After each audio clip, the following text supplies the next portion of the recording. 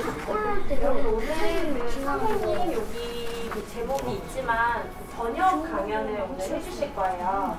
그 연구소 소장님께서 오셨기 때문에 여러분들이 1서 1시간 반 동안 해요. 실습까지 해서.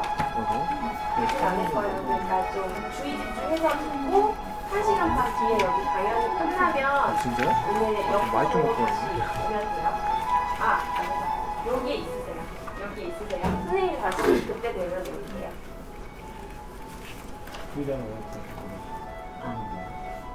새우 묻어요?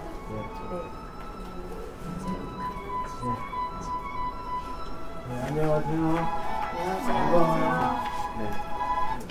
저는 전용훈 번역연구소라고 전용훈 마이크 쓰시려면 쓰셔도 돼요. 거기 소장이에요. 마이크는 없죠? 자, 여러분이 이제 오늘 번역에 대해서 관심이 많을 텐데 오늘 포인트는 뭐냐면 번역과 더불어 그걸 통해서 이제 번역이라는 건 여기서 말하는 거는 한영 번역이겠죠? 예, 여러분이 그 영어 기사를 써보신 분 코리아 타임스에 써보신 분 없어요? 일주일에 한 번씩 코리아 타임스 NI에 기사 한 번씩 나가는 거 알죠? 네. 기자단에서. 네. 거기서 써보신 분 있어요? 없어요? 여러분이 만약에 학교에서 3분 발표 그런 거 영어 경시대회 있죠? 거기에 나간 사람 한 번이라도 없어요? 근데 그거 할 때 여러분이 바로 영어를 써요? 한국말로 좀 쓴 다음에 영어를 써요? 바로 영어 써요. 바로 영어를 써요? 영어 잘하네. 사실은 제 아들이 하나 있는데 지금 중학교 2학년이에요. 옛날에 코리아 타임스 주니어 기자단에 있었어요. 어떤 활동을 하는지 알고 있었어요. 그래서 여기서 말하는 거는 한국어를 영어로 바꾸는 번역과 동시에 바로 직접 자기가 생각하는 거를 영어로 직접 쓰는 그런 에세이 같은 그런 방식도 같이 곁들여서 하면서 앞으로 졸업을 하고 외국으로 유학을 가거나 그리고 우리나라 대학교에 들어갈 때 어떤 관계가 있는가 그것도 잠깐 설명하면서 진행할게요. 많이 부탁드릴게요. 네. 네. 오늘 하는 거는 강의 내용 번역은 여러분이 번역을 이란 걸 듣기 위해서 왔잖아요. 그러니까 번역이 무엇인가를 좀 얘기하고 그리고 왜 우린 전문 번역사도 아니고 번역으로 해서 직장을 다니는 것도 아닌데 왜 여기서 이렇게 초등학생 여러분한테 번역을 해야 되는가 그 중요성도 좀 알아야 되겠죠. 그리고 우리나라에서 수필하고 에세이라는 말이 많이 듣는데 과연 한국어의 수필과 외국어에서 외래어 에세이와 어떤 차이가 있는가. 그리고 이제 번역 20개명이라는 거는 이제 좀 더 설명하겠지만 영어로 글을 쓰거나 번역을 할 때 어떤 주의점이 있어야 되는가 그런 가이드라인. 네 번째는 이제 번역 사례. 번역 사례는 이전에 제가 이제 지도를 했던 사람이 있어요. 지금도 하고 있지만 그런 사람들의 글을 통해서 다른 사람들은 어떻게 번역을 했는가 그걸 또 얘기하고 번역 실습은 여러분이 40분 내지 30분 정도 멘토 선생님과 같이 번역을 한번 해볼 거예요. 그렇게 한번 연습을 해보고 그 다음에 한 사람 정도 골라서 발표를 한 다음에 그 이렇게 총평을 하고 마칠게요. 자, 여러분 번역이란 얘기 들어봤죠? 언제 들어봤어요? 번역이란 얘기? 어렸을 때 몇 학년 때? 기억이 안 나요. 기억이 안 나요? 여러분 번역이란 얘기를 들었을 때 어떤 느낌이 들었어요? 어렵다고 느꼈어요? 아니면 흥미가 있을 거라고 느꼈어요? 재밌게. 왜 재밌을까? 몰라요. 뜻이 몰랐어요. 두 개의 언어를 서로 바꿔 쓰는 거니까 어떨 때는 그 의미가 서로 약간 다를 수 있으니까 네. 그나마 남는 거 그나마 나은 공통점을 찾는 게 좀 흥미로워서요. 그래요? 굉장히 좋은 말씀을 하셨군요. 자, 보세요.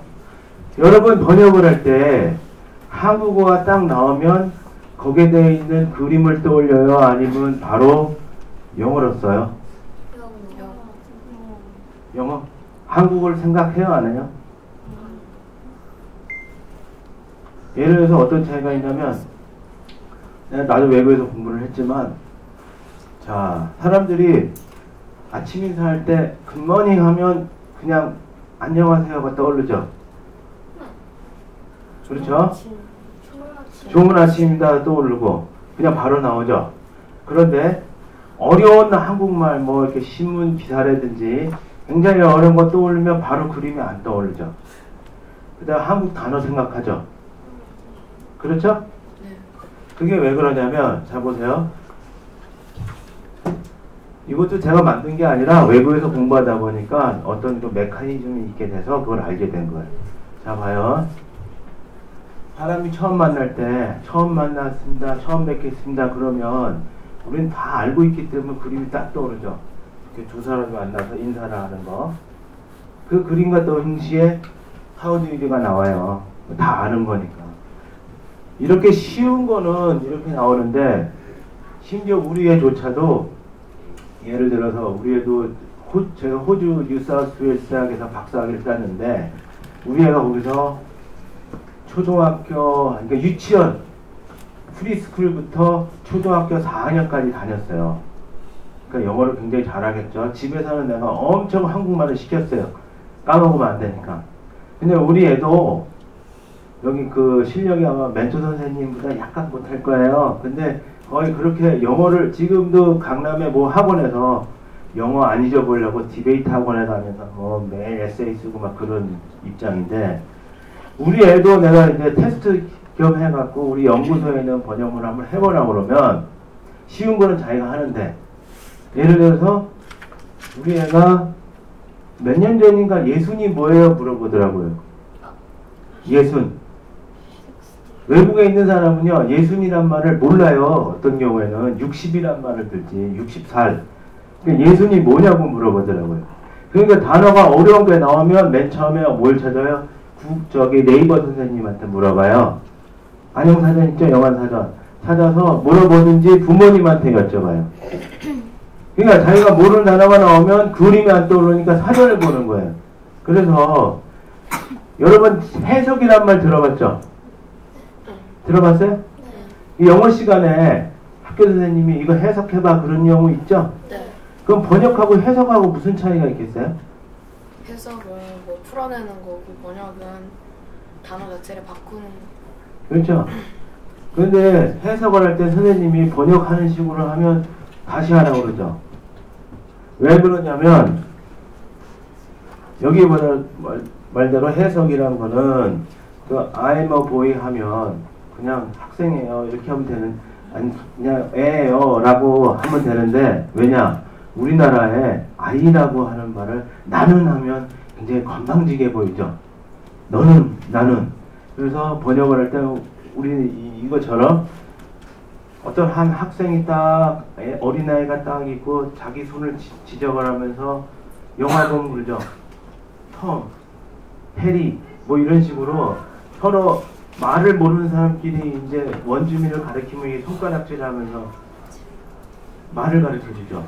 그런 식의 그림이 떠올려 해야 되는데 해석 같은 경우 선생님이 이 학생이 그 문장을 잘 알고 있나 모르고 있나 알아야 되죠.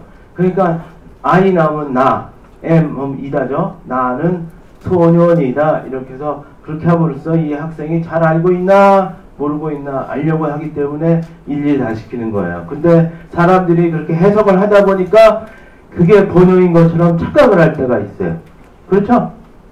해석이란 게. 근데 번역이란 건 그게 아니라 한국 사람이 쓰는 그대로 영어를 그림으로 봐가지고 한국어로 그대로 하는 게 번역이에요.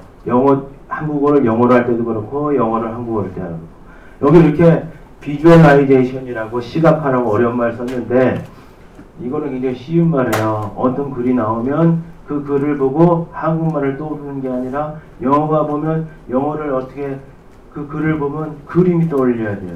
여러분 책 볼 때 어려운 책은 잘 안 되죠. 그림이 안 떠오르잖아요. 어려우니까. 그러니까 자꾸 보고 만화책은 왜 좋아? 그림을 다 그려줬잖아요. 그래서 만화책이 재밌는 거고 그냥 책은 어려운 소설책은 그림이 안 떠오르죠. 단어가 어려우니까. 그래서 많은 사람들이 책보다도 영화를 좋아하고 그런 거예요. 쉽게 하니까. 그래서 제일 공부 잘하는 사람들이 어떤 사람이냐, 머리 좋은 사람들은 단어를 딱 보고 그림이 떠올려서 역사책이든지 사회책이든지 수학책이든지 그걸 보면 그림이 잘 떠올려서 그냥 잘 외워지는 거예요. 그래서 잘 외우려면 형상을 잘 떠올려서 연상력이 좋은 사람들이 공부 잘한다 그러죠? 네, 그런 의미예요. 자, 아까 말한 대로 번역하고 영적의 차이는 이제 얘기했고, 자, 아까 그 번역의 중요성 할 때 번역과 국내대학 입시라고 그랬죠? 대학교 갈 때 요새 수능이 있으니까 이제 여러 가지 능력을 보잖아요. 어떤 경우는 그 외국에서 무슨 수학 올림피아드 그게 될지 안 될지 모르지만 거기에 입상을 하면 뭐 수학과 들어가는데 뭐 점수를 많이 준다든지, 그리고 이제 영어 영문학과라든지 그런 거 있죠. 일어일문학과 아니면 또 국제학부라고 또 따로 있죠. 그런 데는 영어 잘하는 사람의 현지점이 있죠. 그런 사람들한테 그런 꼭 필요한 소양이기 때문에 그 사람들한테 이런 번역이라든지, 예를 들어서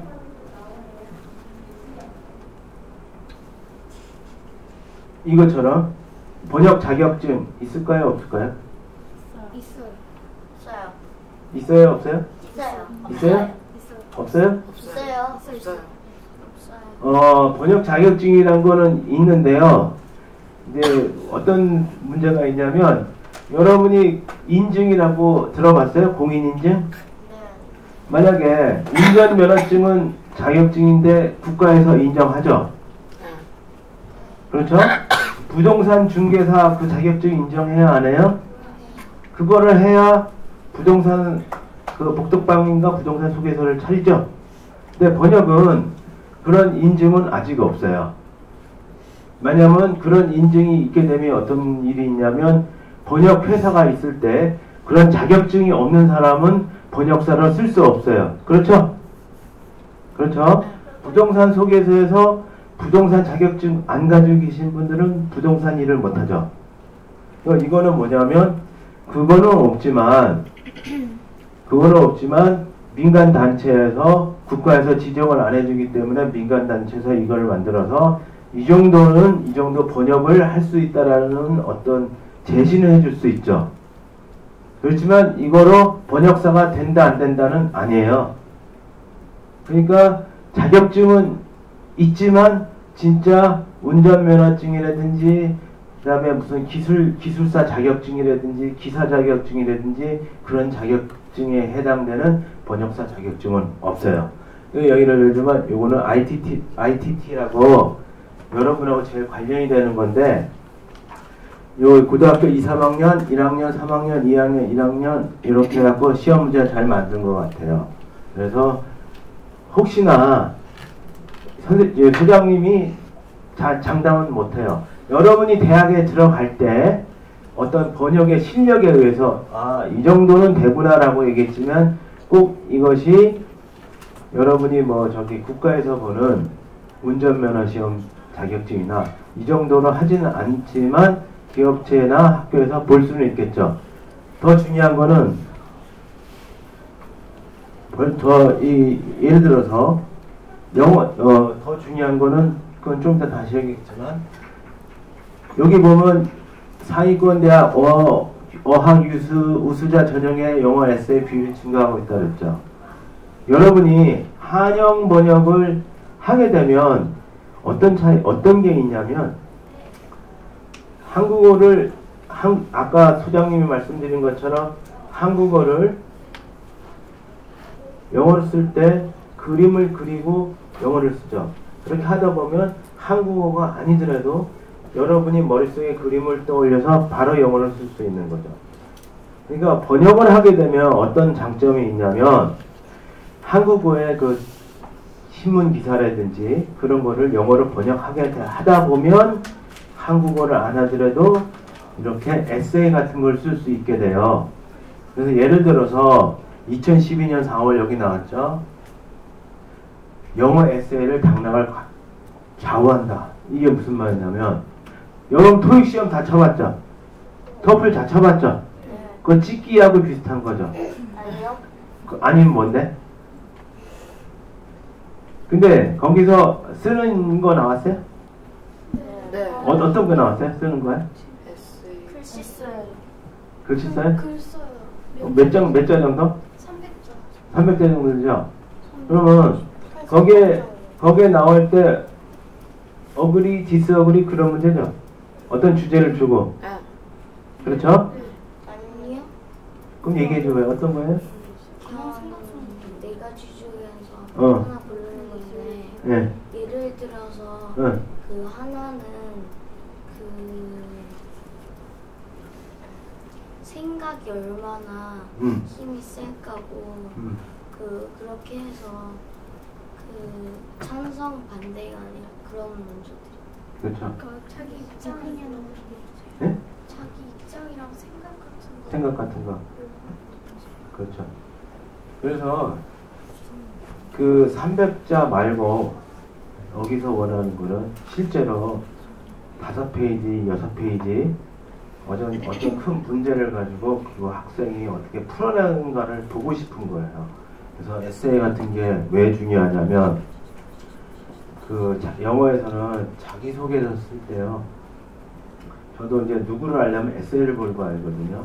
자기가 어떤 모티베이션을 가지고 이 글을 썼고 그 글을 통해서 어떻게 증명을 해 나가는 그 머리에 그 논리 회로라든지 그런 구조를 알 수 있는 최고의 방법이 이 에세이예요. 그래서 에세이를 보면 그 학생이 유학을 와가지고 제대로 자기 나름대로 공부를 할 수 있는지 없는지 그걸 볼 수 있거든요. 그래서 에세이를 중요시 보는 거예요. 그래서 영어 공부가 호주, 미국, 캐나다 여러 군 중에서 외국에서 공부하는 학생도 있을 텐데 거기서 하는 거는 전부 프로젝트 식으로 에세이 숙제를 내요. 에세이라는 게 딴 게 아니라 보고서를 쓰는 거죠. 그래서 영어, 잉글리시라든지 사회라든지 그런 거를 주제를 줘서 학생들이 써온 글을 보고 평가를 내리는 거예요. 그래서 한 번에 하는 게 아니라 처음에 아웃라인을 써와라. 그 다음에 아웃라인 보고 퍼스트 드래프트를 내라. 이렇게 해서 학생들의 그 혼자 쓰고 연구하는 힘을 키워주기 위해서 그걸 보거든요. 그래서 그런 게 상당히 외국에서는 중요해요. 우리나라도 그걸 따라서 이제 대개 보면 지금 흐름이 그 상위권 대학교, 서울대라든지 연대라든지 고대라든지 이런 상위권 학교는 그걸 치중하고 그리고 아직 중하위권 같은 대학은 토익이라든지 토플이라든지 그런 그 시험 있잖아요. 그거를 치중을 한다고 그래요. 그래서 여러분이 대학을 갈 때 이 쓰는 능력이 있으면 그 대학 입시에 큰 효과가 크게 중요성이 있지 않을까 생각하고 그리고 외국에 있는 학교에 갈 때는 이건 굉장히 중요한 거고 이해가 되셨죠? 네. 자, 번역 활동이라고 하는데 여러분이 그러면 그런 시험 말고 여러분의 실력을 알릴 수 있는 방법은 내가 볼 땐 여기서 2가지 대표적으로 첫 번째는 여러분이 기사를 쓰면 코리아타임스에서 좋은 기사라고 판명이 되면 신문상에 올라가죠? 코리아타임스에. 이게 굉장히 중요해요. 왜 중요하냐면 이건 인정을 받은 거기 때문에 몇백 페이지 자기가 에세이를 쓰는 것보다 코리아타임스에 자기가 쓴 기사가 올라갔다는 걸 더 깊이 쳐줘요. 그래서 외국 같은 경우도 많은 사람들이 그런 게 있어요. 신문사에서 모집을 해요. 에세이를. 해서 공모를 해서 거기를 들어가는 사람이 거기에 대해서 기사가 올리면 우수상금은 별로 없겠지만 대학 입시에 굉장히 유리해요.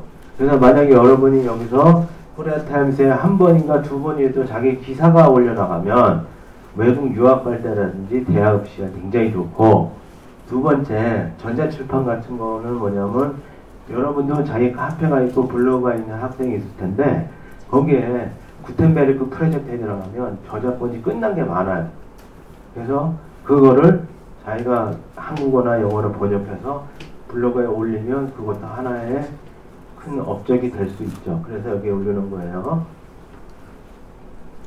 자, 수필과 에세이 차이는 뭐냐면 어려운 건 아니에요. 수필은 자기 감상. 우리나라는 뭐 수필은 경수필, 중수필 하는데 그거는 신경 쓰지 말고 자기가 생각하는 글을 자유롭게 쓰는 게 수필이죠. 근데 에세이는 어떤 거냐면 서론, 본론, 결론을 가져서 자기의 주장을 써내는 거예요. 그런데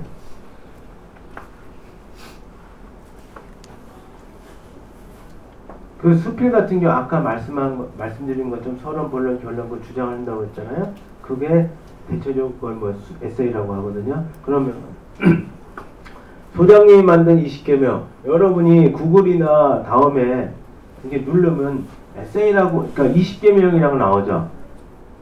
한번 눌러봐요. 번역 20개명이면 뭐 짧게 하라 뭐 이렇게 나오는데, 소장님이 만든 이 20개명 그런 20개명이 아니라 영어로 글을 쓰거나 한국어로 글을 쓸 때 어떤 순서에서 어떤 자세로 쓰느냐, 그런 가이드가 이제 지침이에요. 봐요. 처음에 언어라는 거는 단어부터 시작하죠. 그렇죠? 단어부터 시작해가지고 보면, 여기 보면 1:1 대응 얘기했고, 고유명사라든지 영어 단어라든지 이런 단어를 어떤 규칙에 의해서 어떻게 잘 맞게 쓰라는 의미예요. 그래서 예를 들어서 고유명사 번역할 때, 고유명사는 자기 마음대로 하는 게 아니라 로마적 표기법을 따르고, 그리고 궁합에 맞게, 우리나라에 착한 가격 있죠? 착한 가격 들어봤죠? 선전에. 영어에선 착한 가격이라고 쓰지 못하죠? 그렇죠? reasonable price라든지, 그렇죠? 예, 그렇죠? 착한이라는 말은 못 쓰죠?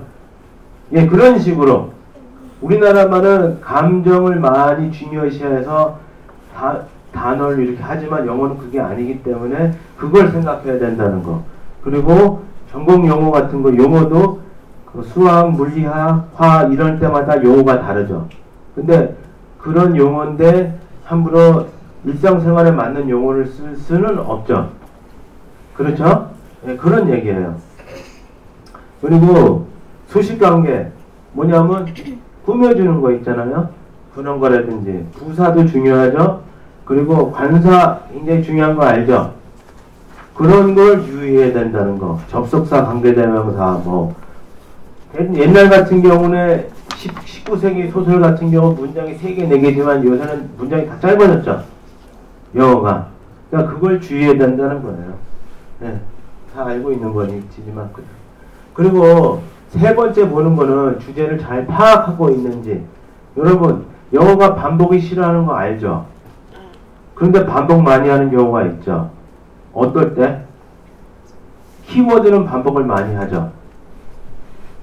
그래서 우리나라는 은는이 있지만 영어에는 은는이 없죠. 은는은 주제를 얘기하는 거죠. 그렇기 때문에 영어 같은 경우는 키워드라 해서 주제가 되는 단어를 계속 배열하고 그거를 주어로 해야 되죠. 그래야 뭔 얘기를 하는지 알지. 예, 그런 식으로 이제 이런 얘기를 하는 거예요. 이게 왜냐하면 첫 번째 단계 단어 수준이 괜찮냐, 두 번째 구문이나 문법 수준이 괜찮냐, 세 번째는 주제 수준이 괜찮냐는 거죠. 그 다음에 보면요, 스타일이 문체인데 언제 누가 어디서 이런 걸 정확히 써야 되죠. 영어는 주어를 써야 되니까. 우리나라 말은 그냥 물 흐르듯이 써도 되죠. 여러분이 한국어를 영어로 만들 때 제일 힘든 게 주어가 뭔지 파악하기 힘들죠. 그런 경우 있지 않아요? 그렇죠? 그리고 한국어를 영어로 할 때 한국어는 하는데 해서 뭐뭐 해서 그래서 했다. 그래서 한 문장이 5줄, 6줄 되는 경우가 많죠. 그렇죠? 그러면 영어를 쓸 때는 그렇게 할 수가 없죠. 그러니까 흐름에 잘 끊어서 문장을 만드는 거예요. 그리고 문체는 통일을 해야죠.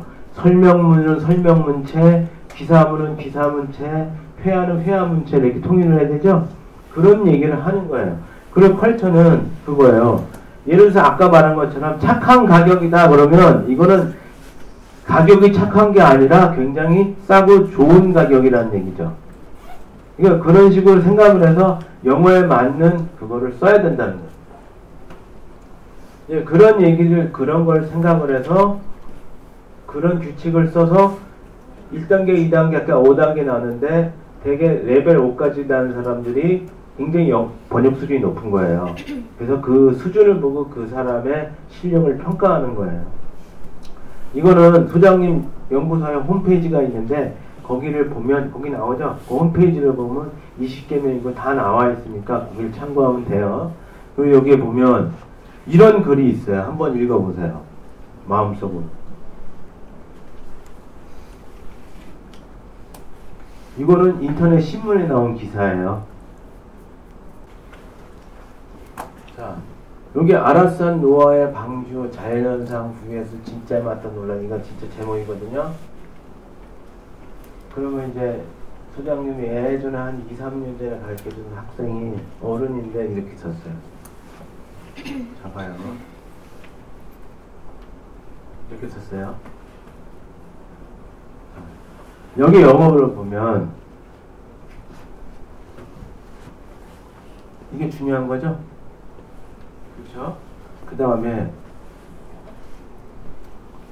콤마 찍고 이거에 대한 논쟁이죠. 자연현상 대 진짜 노아에 대한 이론가. 이렇게 영어 같은 경우는 문장으로 할 수도 있고 중요한 포인트를 찍어서 이렇게 제목을 낼 수도 있어요. 여기서 보면 이렇게 하는 이유를 아세요? 제목을 할 때 전부 전체 그 대문자를 쓰든지 아니면 중요한 명사라든지 그런 경우 동사는 대문자 쓰고 이렇게 전치사나 관사나 이런 거는 중간에 같은 경우 소문자를 써요. 그래서 제목을 보더라도 이 사람이 진짜 제대로 공부를 한 사람인지 아닌 사람인지는 이걸 알 수가 있어요. 알겠죠? 자, 이거 한번 생각해 보세요. 여러분이라면 어떻게 글을 쓸지 한번 생각해 봐요.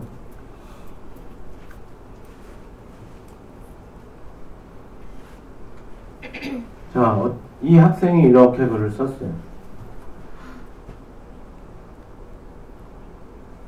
자, 지금 시간상 문제로 포인트만 말씀드릴게요. 요 is found인데 아니죠? found죠? 이게 바로 아까 그 개명에서 시대를 얘기하는 거죠. 두 번째, 아까 바로 여기서 12월 2일로 표현했다고 했잖아요. 지난 2일. 근데 영어에서는 몇 월 며칠로 해야지 지난 2일 이렇게 표현을 안 해요. 무슨 말인지 알죠? 그래서 정확하게 이렇게 표현을 해야 되고, 자연현상의 지형과 이렇게 이런 거는 some others처럼 이렇게 비교를 해야 되는데 분명히 나누지를 못했죠. 지금 이런 현상, last 2 days 이런 말들은 어떤 현상이냐면 그 형상을 보고 그걸 보고 영어로 해야 되는데 한국어 그대로 영어로 바꾼 거예요. 그러니까 아까 말한 대로 처음 뵙겠습니다 하면 how do you do가 나오는데 이걸 어려운 글이 나오면 예를 들어서 왜 두 개를 다 잘해야 되냐면 한국어 길게를 계속 보고 영어는 영어대로 이렇게 익혀서 영어 문장이 들어가는 사람들은 그림이 나오면 바로 영어 문장을 들어가죠. 근데 그게 안 된 사람들은 한국어 문장에 의존해서 그걸 바꾸는 거예요. 그래서 이상한 영어가 나와요. 그래서 말은 잘하는데 글을 못 쓰는 영어가 있어요. 말은 쉽죠. 뭐 했다잖아요, 영어는. 근데 영어로 글을 쓸 때는 힘든 게 포인트를 맞춰야 되니까 중요한 거는 주절하고 부수적인 거는 접속사를 쓰든지 관계대명사를 쓰든지 해서 좀 분산을 시키죠. 그게 안 되는 거예요. 그래서 글을 많이 봐야 되는 거예요, 영어로. 그 다음 걸 보면 이거 한번 또 생각해 봐요.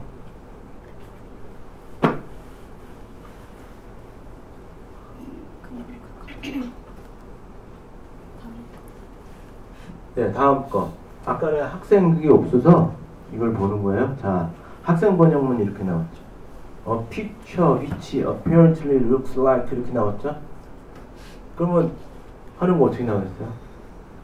이거 보면 되게 영어 보면 그 앞에 뭐 하면서 할 때 동시 동작을 하게 될 때 이런 ing를 많이 쓰죠. 그렇죠? 그러니까 거의 그 서양 영어권을 하는 사람들이 필체를 생각하면서 써야 된다는 거예요. 그럼 이게 좀 이상한 거잖아요. 들어선 것 같은 A picture which apparently looks like 이거 완전 한국말을 영어로 바꾼 거예요. 차라리 이게 낫죠. 더 나을 수도 있는데 이 노아의 아크가 요거를 받는 거예요. 그래서 거대한 배처럼 보였다는 거죠. 그래서 또 예를 들어서 당신이 좀 배가 고픈 것 같아 하면 한국어만 하는 사람은 그렇게 써요. It seems like, it seems that. 근데 영어에서 I think란 말 있잖아요. I think 어쩌고저쩌고 하면 뭐 하는 것 같다는 말이죠. 그래서 이 논문을 쓸 때 제일 중요한 게 이 소장님도 아무리 한국에서 공부를 해도 경험이 없으니까 외국에 가서 논문을 쓰는데 I thought that 어쩌고 썼어요. 그러니까 다 싹 커요. 교수님들이 다. I think 절대 쓰지 말라고. 왜냐? I think that 어쩌고저쩌고 하면 이거 같애라고 쓰기 때문에. 우리나라 말에서 뭐라고 생각한다라는 거는 괜찮은 말이지만 영어에서는 그렇게 안 하거든요. 전제를 대고 조건을 내서 결과를 대는 거 아니에요? 전제사항을. 마찬가지로 그런 식으로 생각을 해야 되기 때문에 굉장히 중요한 거예요. 이게 보면 그 다음에 보면 이거는 어떤 것 같아요? 또 한번 생각해봐요. 이렇게 썼어요. Russian Daily Pravda Reported. 이거는 이제 그 학생이 좀 문제점이 있다고 쓴 거를 표시를 하는 거예요. 이렇게 쓰는 게 아니라 according to Pravda든지 이런 식으로 딱 끊어서 이렇게 풀어헤치는 게 낫죠. 그러니까 문제는 아까도 말했지만 여기 보면 이거 여러분도 잘 알 거예요.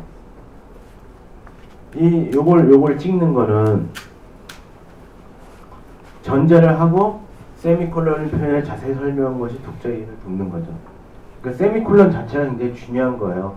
그러니까 콜론 같은 경우는 콜론 갖게 되면 뭐뭐가 있다 해가지고 콜론 찍고 뭐 이렇게 설명을 해준 거잖아요. 영어는 앞에 중요한 걸 딱 얘기하고 뒤에 자세히 설명하는 거죠. 근데 우리는 뒤에 중요한 걸 많이 하자. 그래서 그 차이가 중요한 거예요. 그래서 이런 식으로 said를 하는데 요새 영어는 that을 안 쓰죠.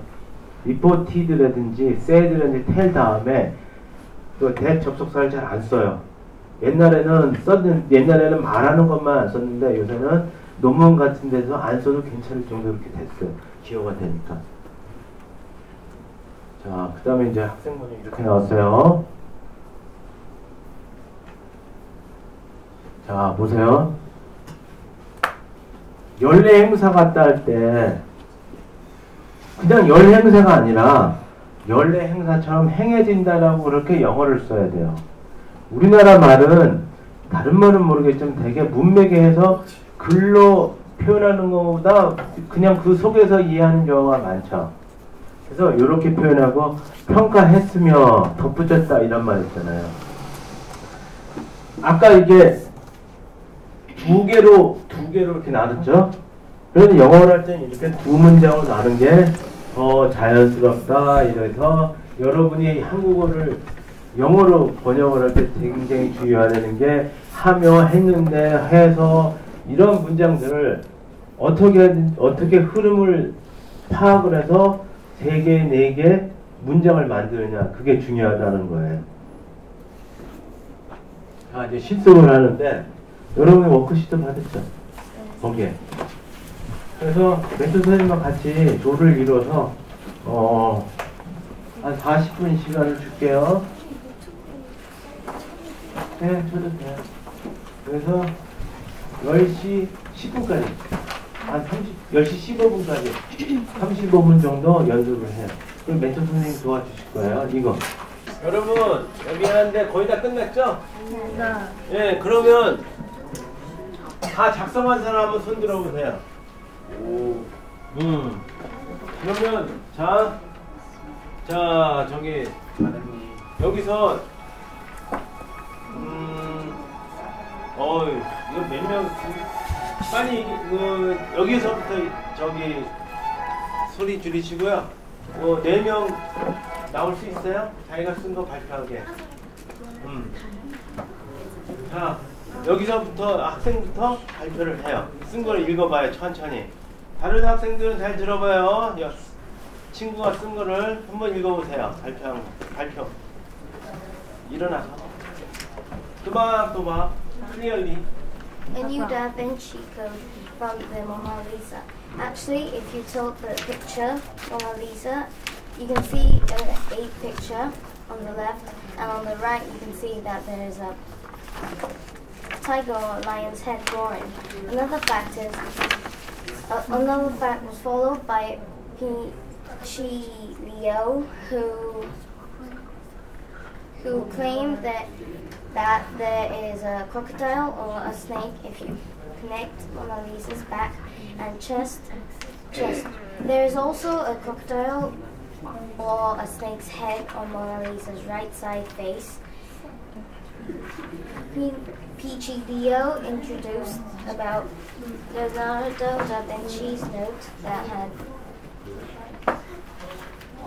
Mona Lisa and animals pictures. So Pichi Liu started studying about it and coincidentally found the animals pictures.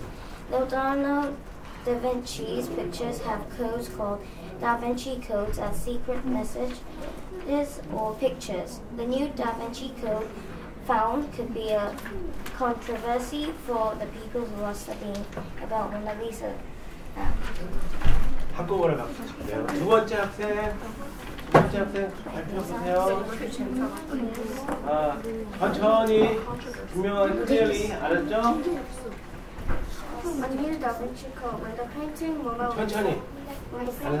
Lisa is seen horizontally, the upper part has an image of an ape opening its mouth on the left. On the right, there is a code that looks like a roaring tiger or a lion head hidden in the painting.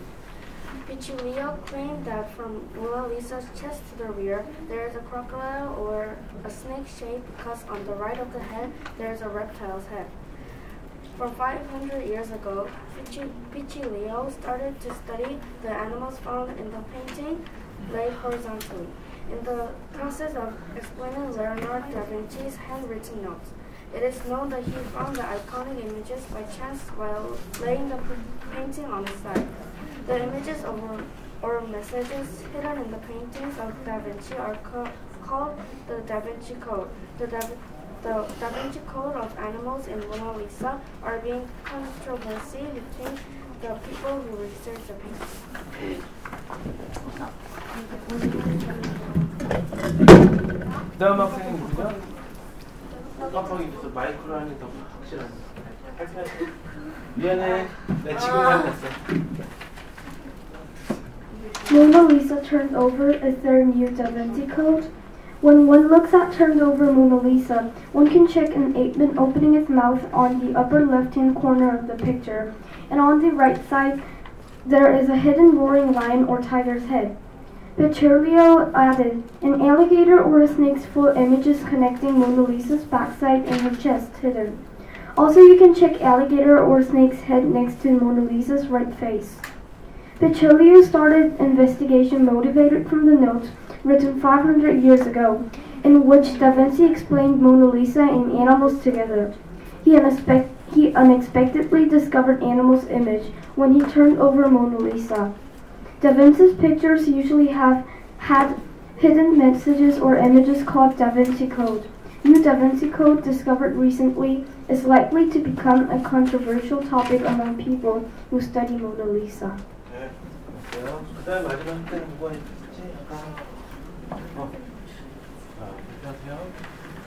Mona Lisa turned over. Is there a new Da Vinci Code? When one looks at the picture horizontally, one can find the image of the ape-man on the upper left-hand corner. Also, on the right side of that, we can confirm there is a hidden roaring tiger or a lion's head.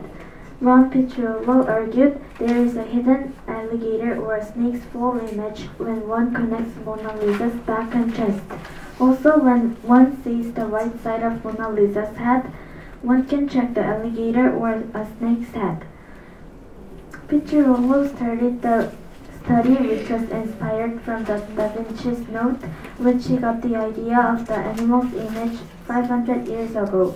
In Leonardo da Vinci's picture, there always was a message or an image called Da Vinci Code. The new Da Vinci Code discovered recently seems to be controversial to people. 마이크 한번 더 주시고. 자, 한번 더 할래? 자, 여러분 발표 잘해. 또 우리 박수 한번 치세요. 자, 그러면 강의를 할게요. 여러분이 쓴 거하고 보세요. 제목 한번 보여주세요. 자, 보세요. 이 표사본이 새로운 다빈치 코드 있죠. 이 주제 바로 새로운 다빈치 코드거든요. 그래서 new 다빈치 코드 쓰고 The painting Mona Lisa laid. 나는 그렇게 썼어요. 턴드오버. 만약 하게 되면 아까 얘기해줬죠?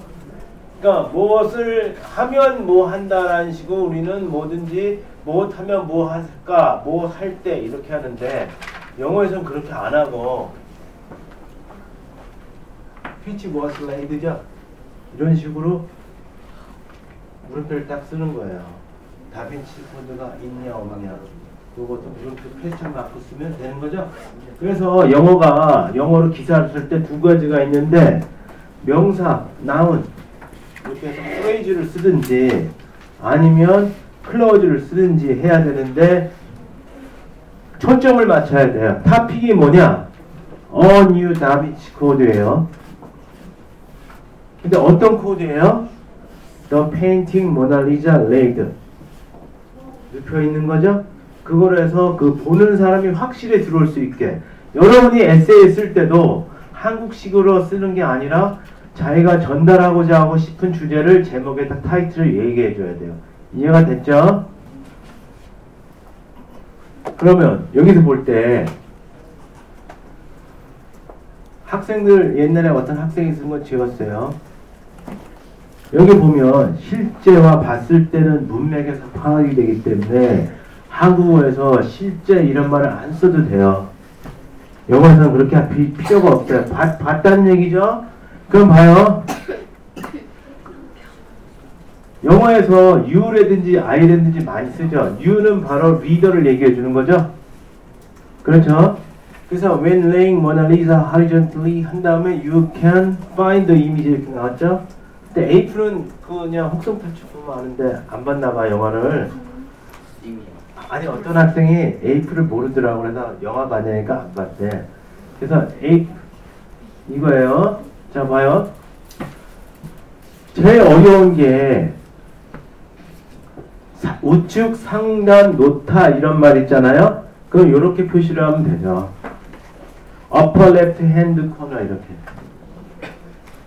그러니까 글을 쓸 때 영어를 우측 상단 이렇게 복잡하게 나오는 말은 저렇게 간단하게 저렇게 그림을 표시하면 여기 상단에 오프닝이죠. 오프닝 막 입을 벌리는 에이프의 이미지를 발견할 수 있다 그러죠. 그러니까 요거는 독자한테 이렇게 모티베이션으로 얘기를 해주는 거예요. 그러면 여기 on the right of the corner 이거 있죠. 이렇게 우측 상단 왼쪽 코너 이런 거를 잘 쓰기만 하면 간단하게 할 수 있어요. 왜 소장님이 여러분한테 이걸 하게 되냐면 그림에 있는 형상 이런 거를 제대로 한국에 있는 말로 의존하지 않고 영어로 제대로 그걸 표현할 수 있느냐. 그림 같은 거 있잖아요. 그런 걸 초점을 뒀기 때문에 이걸 한 거예요. 여기 보면 identify라는 말을 잘 알아야 돼요. 그 구별을 할 수 있다. identification 있죠? 그 말을 잘 쓸 줄 알면 이게 쉽게 해결될 수 있어요. 그리고 이거예요. 포효하는 듯한. 근데 이거 is about to ro죠. 하는 듯하니까 하려고 하는 거죠. 그래서 한 게 아니라 하는 듯하니까 그림을 볼 때 그런 이미지가 떠오르니까 is about to roll 이렇게 쓴 거예요. 그래서 한국어를 보면서 그 그림을 떠오르되 그 그림을 가지고 자기가 영어를 하는 사람이라고 생각하면서 써야지 한국어에 의존하게 쓰면 이거는 한국말도 아니고 영어도 아니고 이상한 제3의 영어가 돼요. 콩글리시 될 수도 있고. 이것도 마찬가지로 요거예요. 모나리자 뒤에야 모나리자 가슴을 이으면 이런 신문 기사가 있어요. 이런 표현을 알아야 돼요. 그러면 클레임도 이렇게 나왔죠. 아까 누가 클레임이라고 얘기하더라고요. 그러니까 이런 거 is hidden in the parts connected by Mona Lisa back chest 이런 얘기를 하는 거예요. 이런 게 포인트예요. 그래서 이것도 그냥 한국말로 하는 것도 중요하지만 이런 신문이나 이런 기사나 이런 걸 많이 본 사람이 머릿속에서 그 글이 뭘 떠오르는가를 알기 때문에 정확하게 영어를 쓰는 거예요. 영어만 잘해서 중요한 게 아니라 그거에 해당되는 영어로 글을 많이 읽어야 돼요. 그래서 소장님 같은 경우는 그 우리 애도 지금 영어를 굉장히 잘하는데 항상 중요시하는 게 영어 책이 만약에 중학교 3학년이면 예를 들어서 우리 애도 중학교 6학년 때 해리포터나 로드 오브 더 링스 다 읽었는데 그것만 영어로 읽는 게 중요한 게 아니라 거기에 비슷한 한국말의 그러한 책을 읽을 줄 알아야 똑같이 되는 거죠. 만약에 영어 책은 그렇게 읽는데 한국 책을 못하면요 이상한 한국말을 초등학생도 못하는 영어를 한국말을 하는 거예요. 표현을 못하니까. 그러니까 두 개를 한꺼번에 잘 줄 알아야 돼요. 그래서 숨겨져 있다 할 때 수의 일치라는 게 그 싱글은 싱길러고 플루럴은 플루럴이고 그러니까 맞춰줘야 된다는 얘기예요. 알겠죠? 그 다음 넘어가서요. 이게 보면 전체적인 문장 의미를 파악해야 된다는 게 이거 보세요.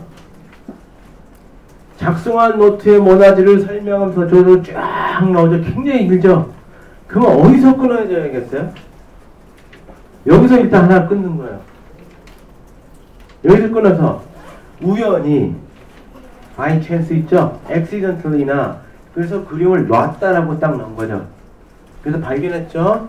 그리고 아까 motivated라고 말을 하는 학생인데 굉장히 좋아요. 그런 거로. 근데 이제 소장님 같은 경우는 문장을 다 끄는 거예요. 영어에서 보통 문장을 많이 끊죠. 그렇죠? 근데 보통 접속사 클로즈 쓰고 하는 건 되게 문장이 복잡해요. 이렇게 돼서 영어를 시작한 거죠. 이거예요. Found expressions on beast. 표현이 나오는 데서 요거예요. 짐승에 관한 표현이 나오는데 우리말로는 나오는 데인데 이 사람이 할 때는 나오는 게 아니죠. found죠. 표현을 발견했으니까 하는 거 아니에요? 그렇죠? 우리는 나온다라고 그러잖아요.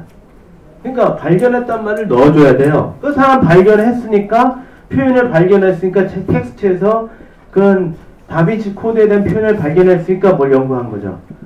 그래서 그거를 우리나라 사람처럼 나온다 해서 come out 이런 appear 이런 말을 쓰는 게 아니라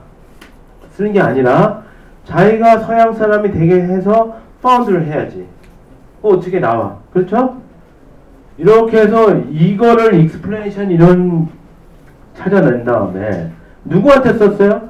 다빈치 코드라는 게 표현에 나오는 데서 작성한 노트에 나오는 데서 그러니까 작성한 노트에서 표현을 발견하는 거잖아요.